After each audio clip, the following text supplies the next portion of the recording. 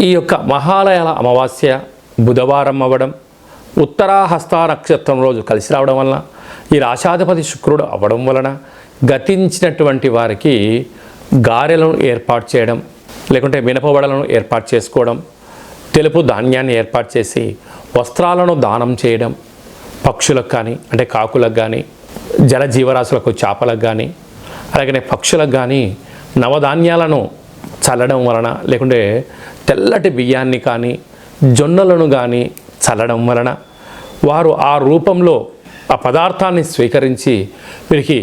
శ్రీరామ రక్షగా వారు ఏదైతే అనుకుంటారో ధనకనక వస్తు వాహనాలను సిద్ధించును కాక, ఆ చంద్రార్క వంశాభివృద్ధి కలుగునుగాక అని చెప్పి ఆశీర్వదించడం వలన తులారాశి వారు నిత్యం ఆనందభరితంగా జీవితం ఆస్వాదించడానికి ఎన్నో అవకాశాలు ఉన్నాయని చెప్పి